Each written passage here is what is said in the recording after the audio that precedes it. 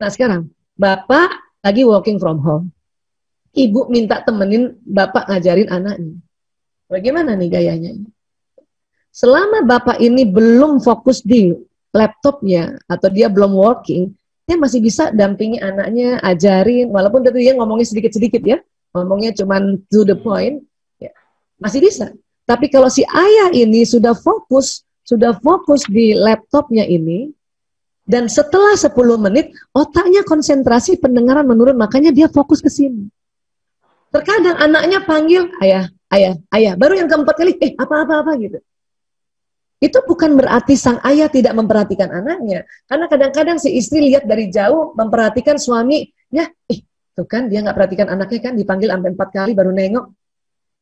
Itu tolong berhenti prasangka seperti itu terhadap laki-laki. Saya dulu begitu, tapi itu bahaya, bikin berat kita. Makanya kita makin uring-uringan. Ya, kita merasa ini bapak ini, si suami ini, ayahnya ini nggak pernah mau dampingi anak dengan baik. Ternyata bukan begitu. Memang otak laki-laki itu didesain oleh Allah untuk mencari nafkah.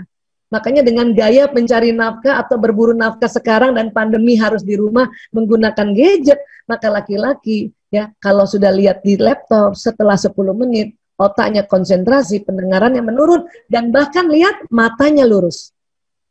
Mungkin kalau ini anaknya jatuh atau pulpennya jatuh, dia nggak lihat itu, nggak lihat dan nggak dengar. Bukan berarti tidak memperhatikan. Inilah gaya laki-laki. Kenapa? Otaknya Allah desain seperti itu. Setelah saya tahu dulu, saya nggak pernah lagi buang waktu, buang energi sambil ya berprasangka bahwa ayahnya nggak perhatiin anak. Nggak lagi. Stop untuk itu. Kenapa? Supaya kita tenang dan suami juga tenang. Dan dia pun juga senang sama anaknya. Ya. Nah, kalau bapak-bapak bantu dampingin anak begini, masih bisa? Bisa. Karena ini sebenarnya satu perhatian ini. Karena anak juga udah, ini kan anak udah besar kan, nggak perlu lagi digendong, nggak perlu. Dia fokus di sini. Tapi kalau pas anaknya tanya, kalau bapaknya udah fokus di sini, 4 kali lagi dipanggil, baru dia pindah fokusnya ke sini. Ya. Nah ini laki-laki bisa kalau masih kayak gitu ya. Sekarang, perempuan berbicara dengan kontak mata. Jadi kalau kita mau bimbing anak perempuan, ya, mendidik anak perempuan, itu perempuan paling suka kalau dilihat wajahnya dan dilihat matanya. Jadi kalau bunda mau ajarin anak perempuan dan anak perempuan itu sedang ngobrol, sedang bicara sama kita, please lihat mukanya, lihat matanya, simpan kita punya gadget. Ayah juga begitu. Ayah, kalau ayah misalnya dampingi anak perempuan belajar, terus anak perempuan kita cerita atau ngomong, please lihat wajahnya.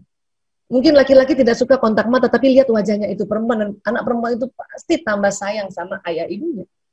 Itu kunci untuk anak, kalau punya anak perempuan. Ya. Tapi kalau kita punya anak laki-laki, laki-laki kurang menyukai kontak mata. Makanya anak laki kadang-kadang sulit menatap ibunya, menatap ayahnya.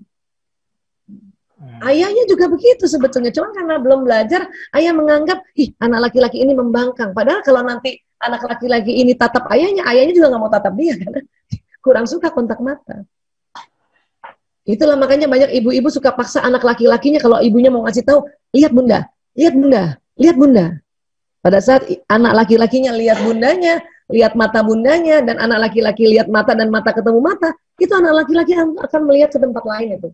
Lihat ke tembok, lihat ke televisi, atau lihat ke gadget.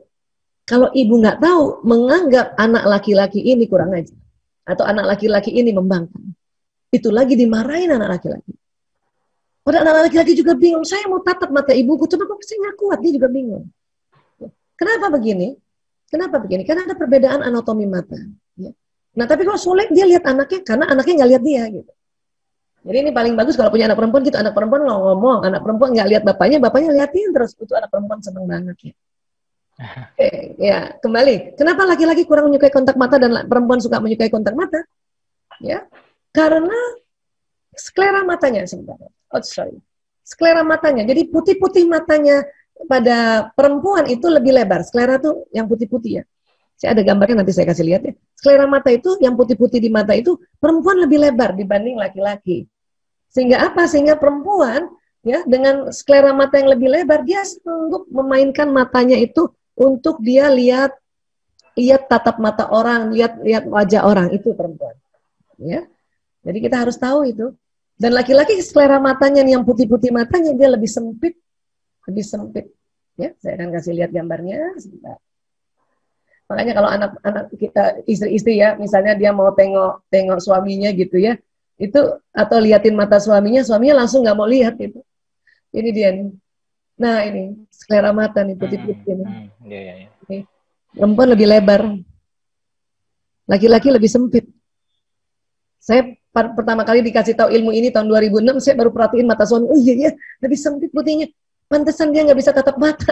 Kalau dia bicara, saya tatap matanya, dia pergi lihat televisi tuh. Dia paling wajahnya ke TV. Itu kalau ibu-ibu nggak tahu tersinggung Pak Andi. Iya, iya, Tersinggung. betul.